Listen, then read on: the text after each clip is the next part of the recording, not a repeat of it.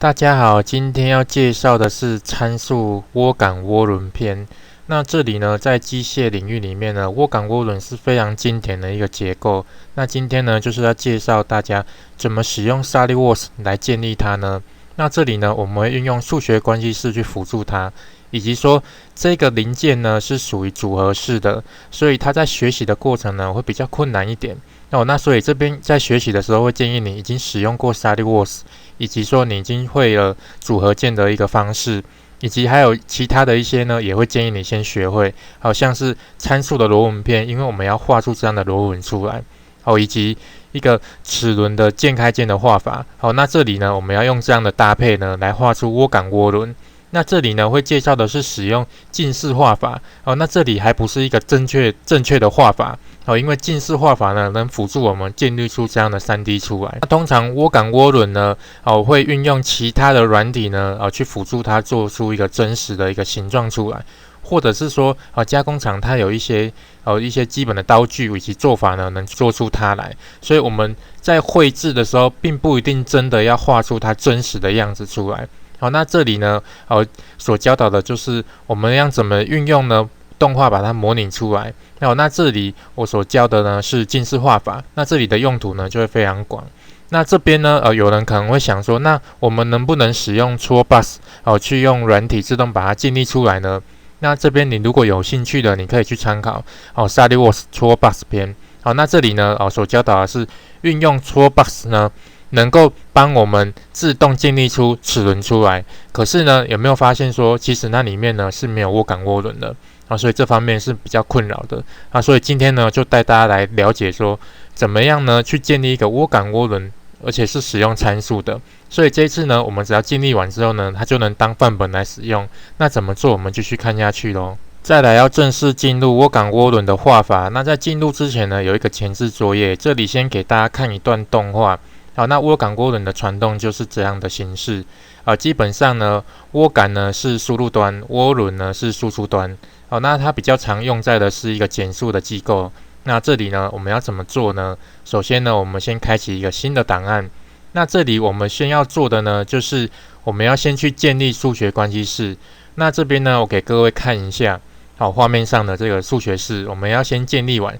建立完之后呢，我们才能做一个建立其他的一个特征的做法。那这里可能会比较小一点。这边呢，我再放大一点给各位看一下。好，那这里呢，你可以按停止来去观看，以及说或是在影片底下的说明呢，我也会放上这些数学式，你可以去参考它。我们要运用数学式，这边呢，全部都要建立到，建立完之后，我们才能做其他的动作。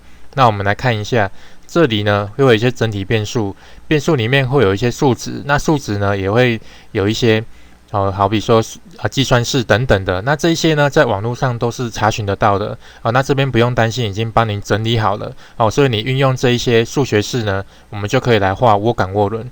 那会建议你在备注后面呢输入它的中文的一个名称，那你才会知道说，那这些参数呢所代表的是什么数值那会辅助我们未来呢等一下在后面在画的时候才会知道我们到底画到哪里的那这边让大家参考一下，如果你觉得还是不太清楚的，你可以到影片底下的说明呢，那边都有一些说参数的数学式你可以去参考它的。接下来呢，我们要进入辅助草图的建立。那这里呢，我们建立完数学关系式之后呢，我们要给它几个参数。第一个呢是这个螺感的螺纹数，我们给它一个1。那这边呢是参考值，我们做完之后呢，未来如果要更改的话，我们从这里去更改那软体就会自动帮我们做出来的。那第二个呢是涡轮的面角呢是80，那再来涡轮的一个齿数呢是30，模数是3，以及直径系数呢是9.5。那这几个给完之后呢，我们就可以进行草图的绘制。第一个呢，我们要画的是涡轮的一个外径，所以我们呢先在前基准面这里呢画出一个圆。画完之后呢，那这里我们要给它多少呢？我们刚给它的一个涡轮的外径呢就是 dc， 我们就给它一个 dc， 它就会临解的数值。再来呢，我们第二个草图要使用右基准面。右基准面这里呢，我进入编辑特征给各位看一下。进来之后呢，我们先画出一条中心线，这条中心线呢，我们给它一个等于 c， 这里就是一个中心距，再来画出一个圆，这个圆呢就是螺杆的捷径。那这里呢，螺杆的捷径是多少？我们刚刚这里呢有给它数值，我们就给它等于 dc， 更正 d1， 可以给它一个 d1， 它就会连接了这个数值。那连接完之后呢，我们再画两条线，那这里呢，我们要给它一个等于 x， 那这边呢就是涡轮的面角，一般是60到80度，那这边我们设定的呢是80度，以及两侧这里我给它一个10的尺寸，那这样子呢，在更改尺寸的时候比较不会错误。好，那再来做完之后，我们就结束草图，进入第三个。第三个呢，我们一样从前基准面来进入，那我先把前面两个给隐藏起来。好，那这里我进入编辑特征。第三个一样从前基准面画出这样的草图出来。好，先画出两个圆。第一个圆我们标注的是螺杆的捷径，第二个圆我们所标注的是螺杆的外径。好，那这边我们刚都有设定好螺杆的外径是多少，我们来看一下，螺杆的外径呢是 df， 那螺杆的捷径呢是 d1， 所以里面这个是 d1， 外面是 df。好，那这里呢一样是给它的 c 中心距。那做完之后，我们就结束草图。好，进入第四个。那第四个呢，就是辅助我们要画出涡轮的时候的一些特征。那这里呢，我直接进入编辑特征给各位看一下。那第四个呢，草图是最难画的。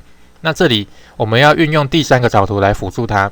我们先画出一个圆，那从中心这里画出来呢，第一个圆跟这个外径呢做相切，第二个圆再画出来，一样再跟它做相切。那这里我们这个比较大的这个呢，给它变成一个几何的建构线。那我们来画出一条中心线来辅助。那这里呢，我们在这个刚刚相切的这个地方呢，我们使用的偏移图源呢偏移 0.5 出来。那这里呢，给它中心变成是一个几何建构线。那从这个地方呢，我们画出一条线到中心这里，以及说这里也画一条线。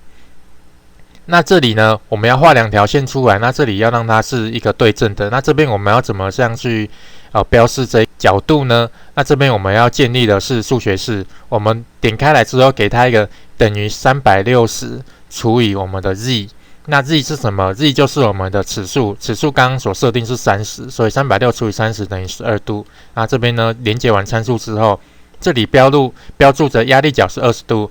那标注完之后呢，我们在这个地方这里有一个点，我们从这个点呢画出一个圆，就完成了这个地方。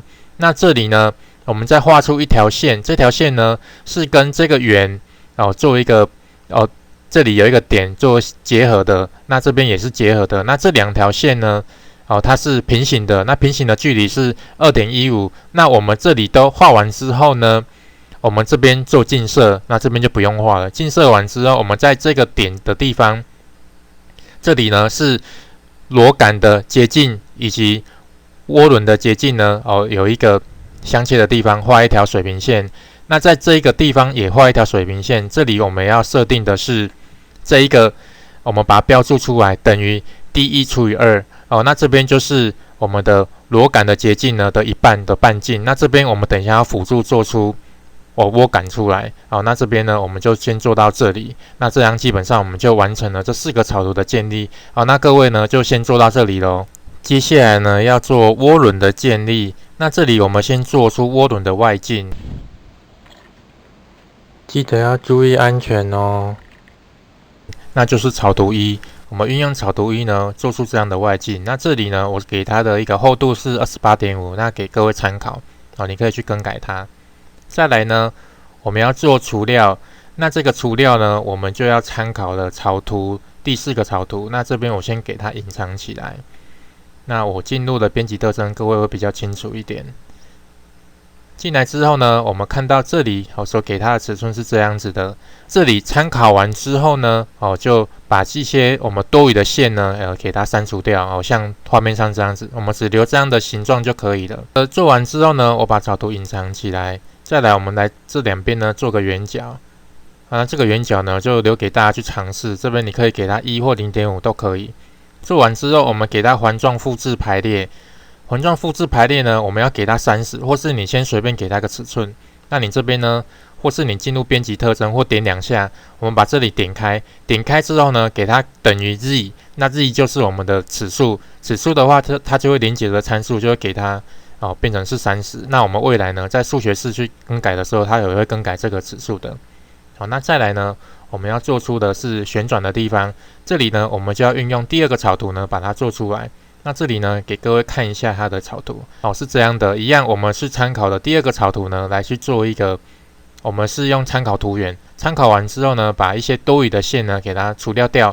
那我们从中心这边呢，画一条中心线出来，用旋转除掉呢，做出这样的外形出来。那基本上这样呢，我们就已经完成了涡轮的建立。所以各位我们发现，只要我们在前面的数学式以及草图建立完之后呢，后面在做涡杆或涡轮的时候，就会变得非常轻松的。那这边让大家去尝试一下咯。接下来呢，我们要做涡杆的建立。那这里呢，我会运用多本体的技术把它做出来，我们就不用再另外开一个新的草图去重新建立数学式以及这些参考的草图等等的，这样比较轻松一点。那这里如果对于多本体的技术有兴趣的呢，你可以去参考多本体的技术篇，那边都有详细的说明。那这边呢，我们首先建立一个平面出来。那这个平面呢，是参考的右基准面，偏移一个10 mm 的一个尺寸。偏移完之后呢，我们在这个基准面呢，这边我显示给各位看一下，这个基准面呢，画出一个草图出来。那这个草图呢，我们要运用的草图式来辅助它。那这边还记得我们这里有画2条中心线吗？那这条中心线呢，就是这个圆的中心，所以我们要去参考这条线。那这里呢，我们要画的是涡杆的外径。那涡杆的外径是多少呢？这里呢，我们就给它等于 df。那给它一个涡杆外径之后呢，我们就做一个伸长的动作。那伸长的时候呢，我们也要连结的参数。那这边呢，我给各位看一下。你可以先随便给它一个尺寸，然后点2下之后呢，在这边给它一个等于1。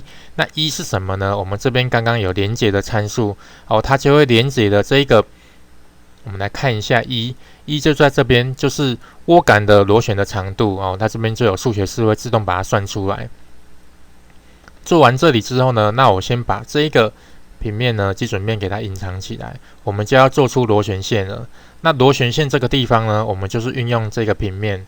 我们来看一下，这里我们用的是右基准面。那右基准面呢，进来之后呢，我们选择这个边线呢，作为一个参考图源。参考完之后，我进入了螺旋线给各位看一下。进来之后呢，我就先给它一个螺距，假设我先随便给它，然后圈数是8。那这边起始的角度是90。做完之后，这边是螺距以及圈数。做完之后直接按打勾。那这边呢还没有完成，我们要连结数学式，所以我们在这边再点2下，我们找到了这一个螺距把它点2下之后呢，给它等于 P。那这个 P 呢，就是我们前面有设定到 P 是多少。那这边我们有看到 P 呢，就是一个涡杆的螺距，那这边也会自动把它算出来。那这边基本上我们就完成了这个螺旋线的建立。再来呢，我们就要做出一个断面。等一下要做扫出的动作。那这里呢，我们就要做出扫出的动作。那我们这里要参考的呢，就是第4个草图。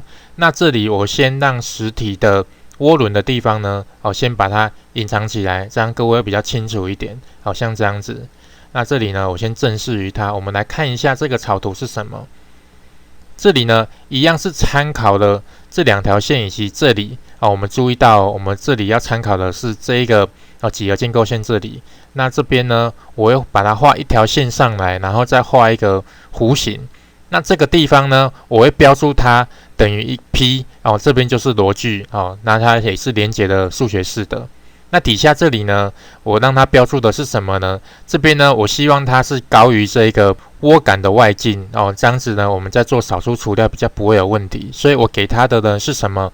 等一下等于 df 呢加1等于让它多一点点那这样子呢，我们在做比较不会有问题。那这边也是连结数学式，所以未来如果有更正的时候呢，它也会自动去运算的。那这样子呢，我们就使用了扫出的除料呢，那选择了这个螺旋线以及刚我们所建立的这个断面。那这个断面呢，我们是在前基准面所画出来的，那参考出来的，它就会做出这样的形状出来。那做完之后呢，基本上我们大致上已经完成了涡感的一个做法。那剩下的呢，就是我们给它长一些新轴出来，做一些其他的外形，然后呢，给它做除料的动作，让它两侧呢可以更顺一点。那我这边让大家去尝试那最后呢，我们再把我们需要的本体呢留下来，或是把它移除。那就用这种方式呢，我们就建立了涡感。那等一下呢，我们就要来教说怎么样呢，再把它组装起来咯。再来呢，要进入组合件的一个设定了。那这边呢不会讲得太详细，因为这里呢主要是让你知道说用什么样的条件呢把它组合起来的。那你如果对于组合件不是那么熟悉的，或是想要了解更多的，你可以到组合件的入门篇，那边都有详细的解说。那首先呢，我们要把涡轮放进来。那我们从眼睛这里可以开启暂存轴，开启完之后呢，我们使用涡轮的暂存轴以及组合件的原点呢做结合，这样子呢，它就能在这边做旋转。再来呢，我们把涡感放进来。那涡感呢，一样使用暂存轴，暂存轴呢，我们再跟这一个组合件的上基准面做一个距离的一个限制。那限制呢，你可以先随便给它，因为我们等一下运用数学式的来把它结合，说中心距是多少。它用软体把它自动算出来比较方便一点。那这边呢，我们可以去在这个涡感的地方呢，去设定一个平面。那这个平面呢，我们就跟组合件的右基准面呢做结合，然后这样就没有问题的。最后呢，我们再做齿轮的结合。那这边齿轮结合呢，我们就选择了两个面。那第一个面呢，我们选择的是涡感，第二个面选择涡轮。那这边呢，我们刚所设定的呢是这边是30齿，那这边的螺纹数是1，所以呢，它这边的比例关系齿数比呢是这边是1，这边是30，1比30，所以是减数的功效。那这边把它设定完之后呢，我们来进入了数学关系式的设定。那这边呢，给它 m 等于3，这边是模数 ，z 等于30是齿数 ，dA 等于 m 乘以 z， 那这边 q 等于 9.5，dE 等于 m 乘以 q，c 等于 dA 加 dE 除以2。我们设定完之后呢，我们就会算出这个地方呢是我们的中心距，我们最主要是最底下这个 c。所以呢，我们把这边点开来，点开来之后呢，一样点2下，把它等于 c， 它就会自动算出这个中心距出来。那算完之后，我们这边呢，一样也设定完了我们的齿轮的结合呢，我们来移动一下，我们就会发现这里已经完成了。这边已经完成了这个齿轮的结合。那这边就完成了这个组合件的设定了那这边让大家去尝试一下咯。最后呢，来总结一下关于参数涡感涡轮的建立。那这里呢，所建立的呢是一个近似的画法。那这边近似画法呢，就是来辅助我们做一个模拟或者一个展示的时候会方便这样做的。那这里未来呢也会使用 3D 列印来去验证这个结构的。那这里呢还在做一个测试以及列印中。那这边呢你如果有兴趣的呢这个未来呢档案也会开放下载的。那我们要怎么取得这个档案呢？那未来如果看到有一个涡感涡轮的作品呢，你把它点进去，影片底下的连结呢都会放上档案的下载，这样子你就可以得到这个档案咯。那今天所介绍的呢是使用参数的画法，参数的画法是连结的数学式，所以呢我们只需要画第一次，未来呢用软体自动帮我们做出来，我们不用再重新再画一次，是相当方便的。而且我们在建立的时候有没有发现，我们是使用多本体的技术，所以呢我们那些草图以及数学式我们没有再建立第二次，那这样子呢可以节省我们的时间。我们只要做一个档案，那运用一个档案呢把它分成2个档案，这样也是非常方便的。那未来呢我们如果忘记了也没关系，只要这个档案还在，就可以去更正它的参数，做出我们想要的涡感涡轮。好，那今天的教学呢就到这边为止了，我们就期待下一次的分享吧，拜拜。